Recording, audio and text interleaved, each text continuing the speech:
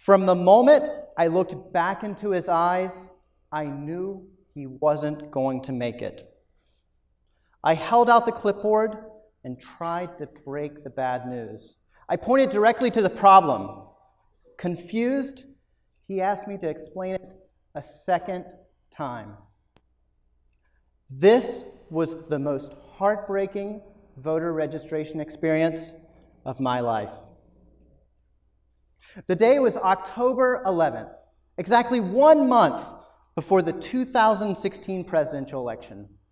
Move San Antonio's staff, fellows, interns, and volunteers were spread thin throughout the city, rushing to register as many new young voters in Bexar County before the midnight deadline.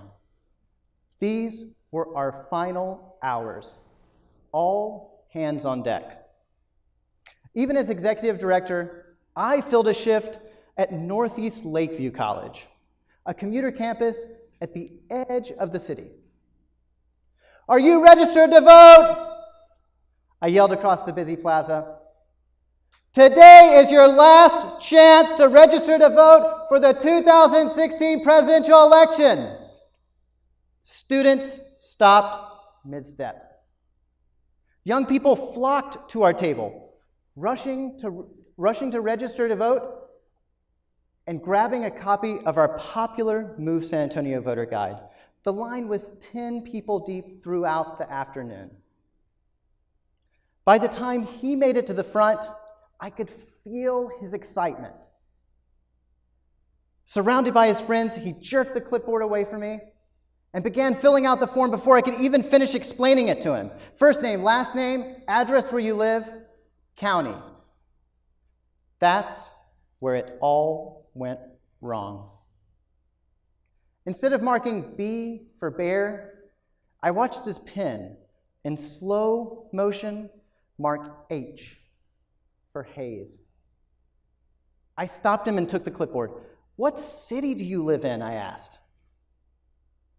Seeing the words San Marcos fall from his mouth, I felt helpless. He lived 30 minutes from his college, but 2 counties away. Texas has the most strict voting laws in the United States. Citizens like me who register voters are required to take a state-mandated class, pledge an oath, and follow a very rigid set of rules. I can only register voters who live in the county where I live. I must obtain written permission from each county election official to register voters in adjacent counties. And I can't register Texans outside of my home county and adjacent counties. I couldn't help James. He lived 2 counties away. Pointing at the clipboard, I tried to explain the law, and I handed him a mail-in voter registration application. Because of the 30-day deadline at midnight, James would have to fill out the form, put a stamp on it, and drop it in the mail, all by 5 p.m. today. The time was 3:37. He had to be at work in less than 30 minutes. James took the mail-in application and slid it into his backpack. As his smile faded, he walked off across the plaza. We both knew he wouldn't vote that year. Democracy lost a voice. According to the Annette Strauss Institute for Civic Life at the University of Texas at Austin, there are 2 reasons why young Texans don't vote. 1, my vote doesn't matter, and 2, voting is too hard. Restrictive voting laws create barriers to civic participation, and it's working. In November of 2014, our statewide voter turnout rate bottomed out when only 35% of our neighbors made their voices heard.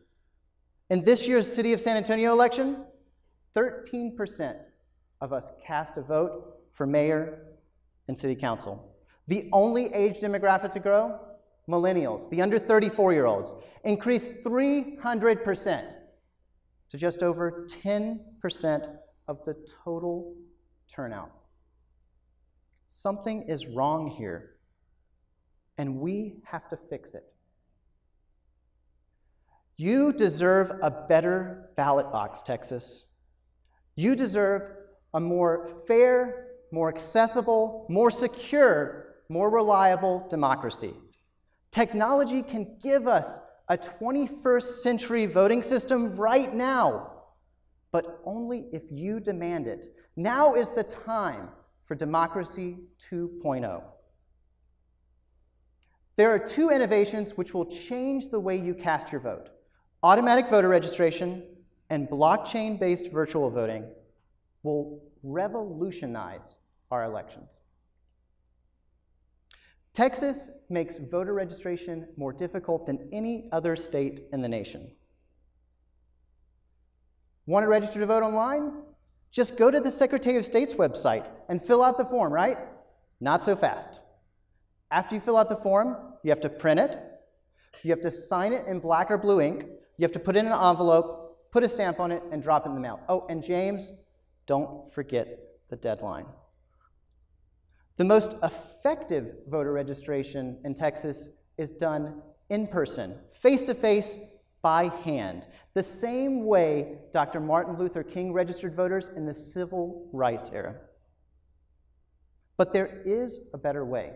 In 2015, Oregon became the first state to pass automatic voter registration, AVR, revolutionizing their state's civic health. This common sense law, implemented through a robust interagency database, registered 300,000 people in its first year. And the results are astonishing. In 2016, 95% of those who registered by AVR and voted in the 2016 election were first-time voters. AVR increased the age, racial, and economic diversity of Oregon's entire voting population, tripling the number of 18 to 29-year-olds. Since then, AVR spread to 11 other states, red states like Illinois, blue states like Colorado, registering millions and millions and millions of voters along the way. Here's how it works.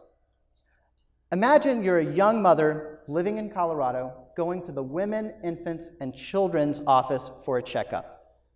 When you arrive, they ask you to verify your information. You've moved since your last visit, so you give them your new address.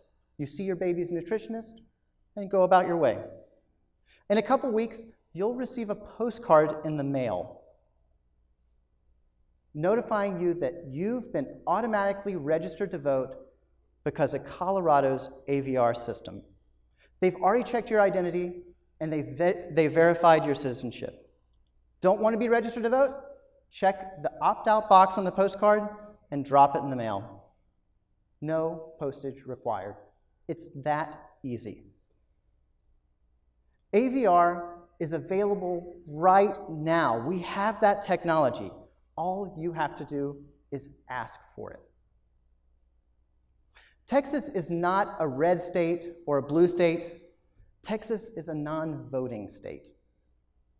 In 2016, over half of Texans eligible to vote didn't even cast a ballot, and 69% of them were registered to vote. There are other barriers to voting in Texas, and the next one technology must disrupt is the ballot box itself. Why do we insist on restricting participation in our elections by time, place, and location? Would you still use Facebook if we told you that you had to go to a kiosk at your public library between 7 a.m. and 7 p.m. to post pictures of your cat? I didn't think so.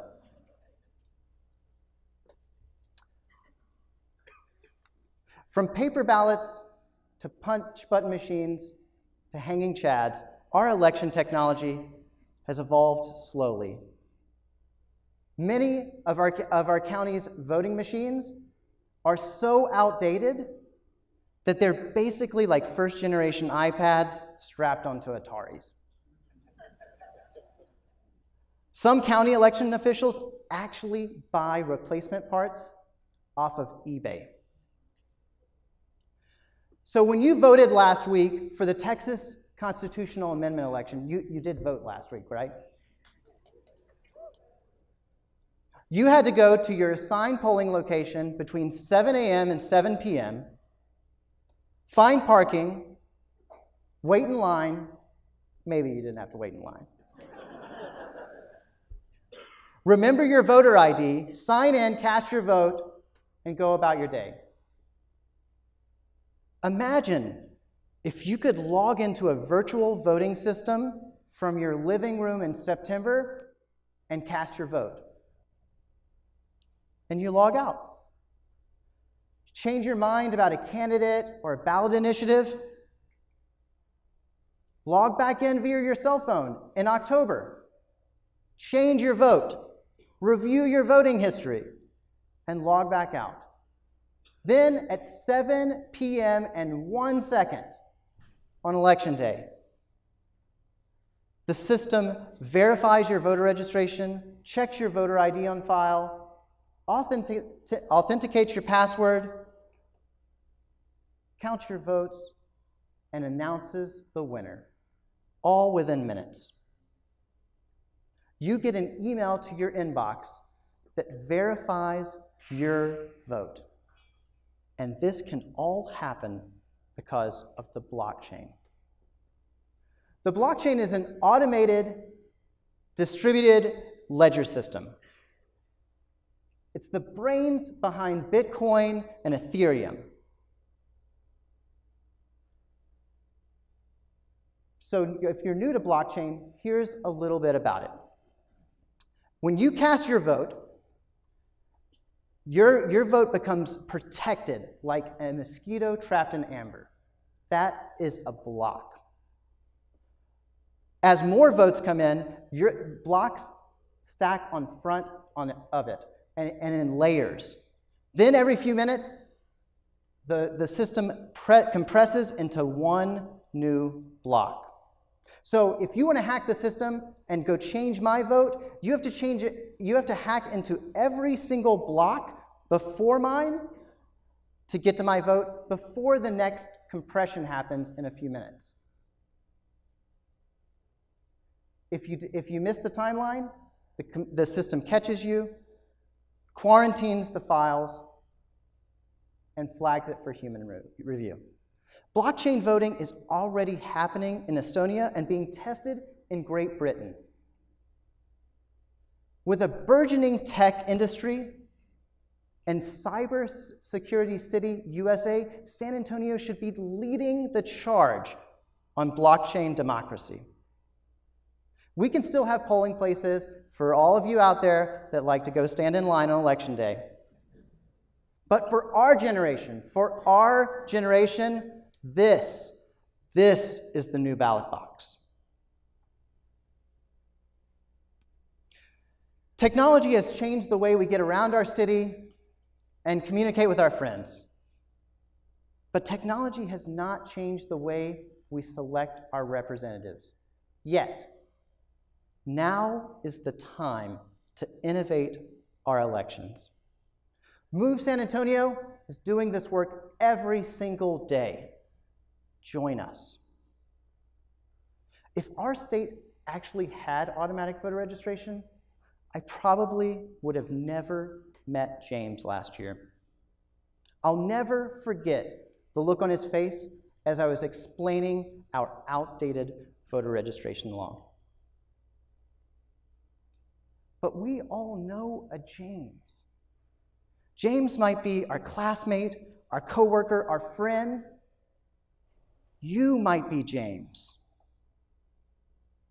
So while we fight for automatic voter registration and blockchain voting and suffrage for 16 and other election reforms, go find your James Help James register to vote. Get James to the polls. Because James, Democracy 2.0 depends on you.